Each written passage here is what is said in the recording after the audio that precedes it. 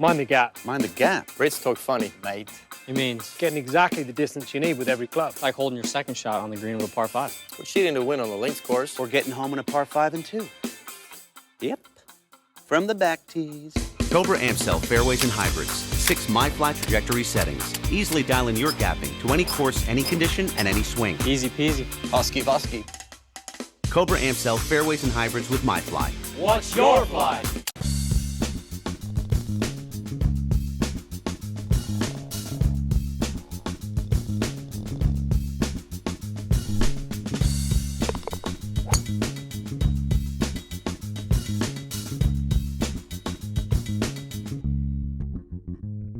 Coming up on this episode, we take you on an adrenaline-infused ride around Yas Island. We'll be getting our Yas boarding pass stamped at the Yas Waterworld, Ferrari World, Yas Marina Circuit, and of course hitting the greens at Yas Links.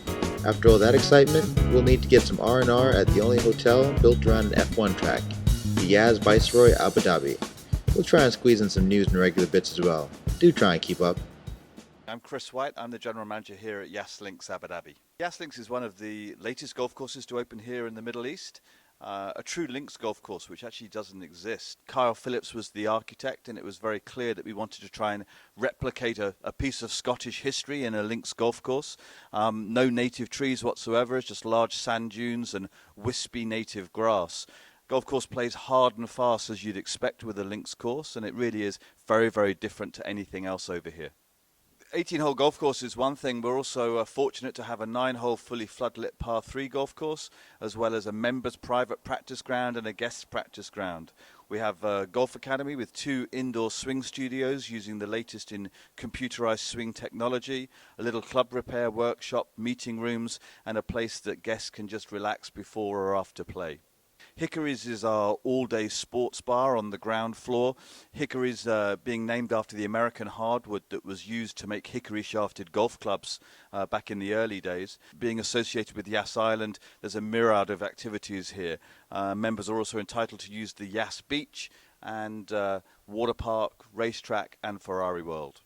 We also are very active in our Golf in Abu Dhabi initiatives. We market ourselves internationally, and with 2,500 hotel rooms on the island and our very close relationship with Etihad, we really are meeting the needs of tourists. In its second year of operation, Golf Digest voted Yas Links the 24th best golf course out of the US. I think it's becoming a must-play if you're in the UAE.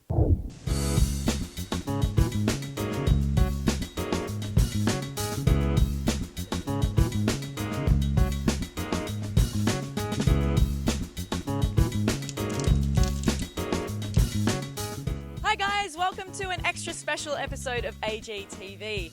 This month we're in Abu Dhabi to feature the award-winning Yas Links Golf Club, the UAE's first true links course.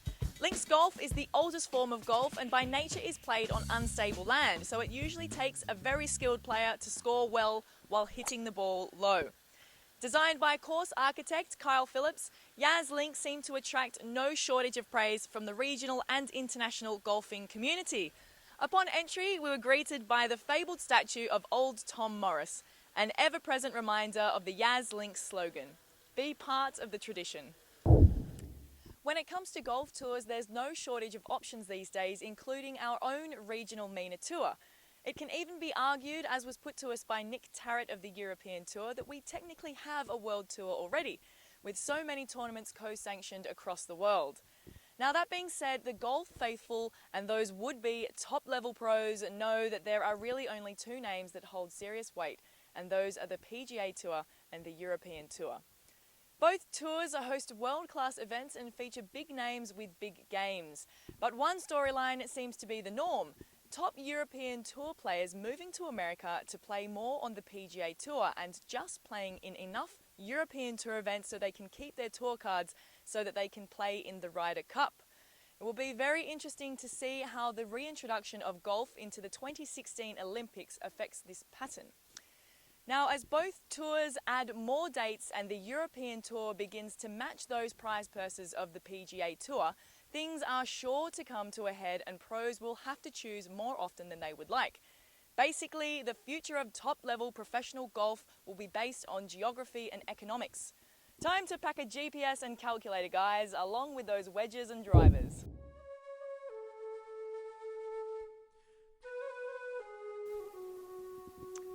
Golf is a game built on tradition, and none other would know that better than old Tom Morris. Morris worked as a greenkeeper, club maker, ball maker, golf instructor and course designer, as well as playing match and tournament golf.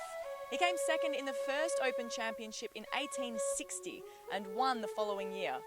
Morris held the record for the largest margin of victory in a major championship with 14 strokes in the 1862 Open Championship, which stood until Tiger Woods won in the 2000 US Open by 15 strokes.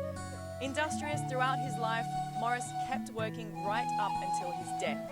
Just before his 87th birthday, sadly, he died after falling down a flight of stairs in the clubhouse of the new golf club in St Andrews.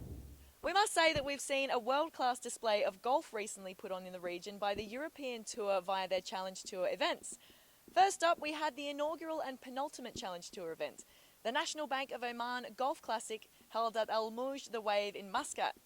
The tournament was won by 31-year-old Finnish golfer Ruk Keiko, who sealed his 2014 tour card with his two-stroke victory and final round of 69. Next up was the Dubai Festival City Challenge Tour Grand Final, which was held in the region for the first time.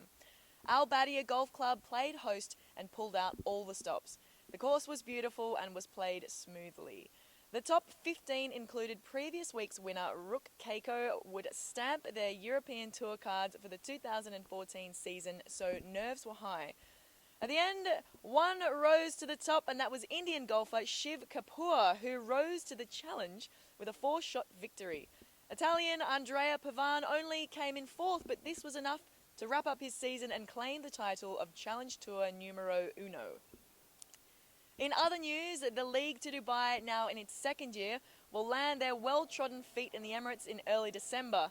The Iron Man-esque tournament series begins in May in the rough yet picturesque landscapes of the UK and rounded out with regional finals in September.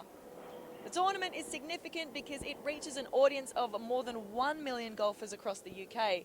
The 21 finalists begin their 3-day Grand Tour final at Arabian Ranches on December 15th, then off to the Yas Links on December 16th, and finally the Jumeirah Golf Estates on the 17th to battle it out to the end on the grueling earth course.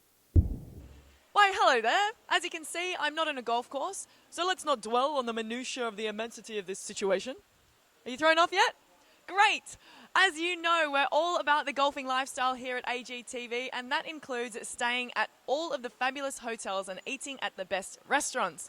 Now this month, that happens to be the world-famous Yas Viceroy Hotel, the only hotel on an F1 track, the Yas Marina Circuit, home to the Abu Dhabi Formula One Grand Prix.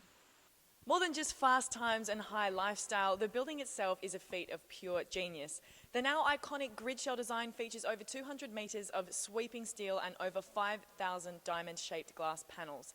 Located across from the stunning Yas Marina, the interior of the hotel is clean, really, really clean. White walls are contrasted by specially dyed deep purple furnishings, and the space that the hotel shape creates for the interior is simply awe-inspiring. Hello, I'm Andrew Humphreys, Regional Vice President, General Manager of the Yas Viceroy Hotel here on Yas Island in Abu Dhabi. We're very proud partners with Yas Links Golf Course, which is our next door neighbor here on the island. Some amazing facts about the hotel. It's a structure that's built half on water, part of the marina, half on land, and it's an amazing grid shell that covers the hotel, 44 million different color combinations, and we coordinated the light show that we can put on the grid shell with the fireworks at the end of the most recent F1 race. We're also the only 5-star hotel on the island, and very proud of our exceptional service levels, great F&B offerings, and just great atmosphere here as part of the racetrack and part of Yas Island. Stay tuned for part 2 of our special November episode that will feature a golf tip from the Yas Links Pro, zipping around the Yas Marina Circuit on full throttle, taking a splash at Yas Waterworld, and experiencing the G's at the one and only Ferrari World. Oh, did I mention dinner at a fabulous restaurant courtesy of the Yas Viceroy? This is Justin Rose and you're watching AGTV.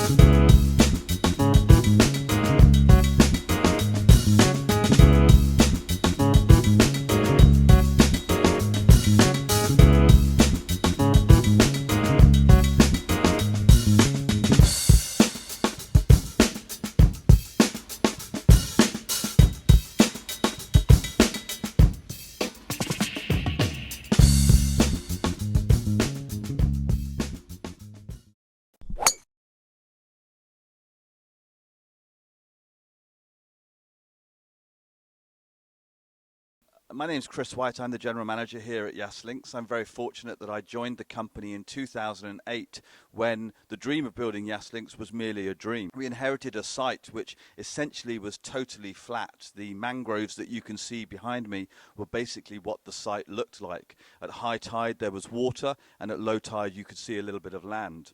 The channel that you see behind me was dredged, so 3 million cubic meters of material were taken out of the seabed and dumped onto the golf course, and that essentially is what gave us the land mass to build and shape and create the course that we have. Kyle Phillips, famous for King's Barnes in Scotland and the Grove in London, created not only a golf course but a coastline. So we have 8 holes that play along the water's edge, and you can have sea views from every single hole. Elevations go from basically sea level up to +9, and with 9 different species of native grass, it's a golf course that you really do need to keep the ball on the short stuff, otherwise you're going to need a lot of golf balls.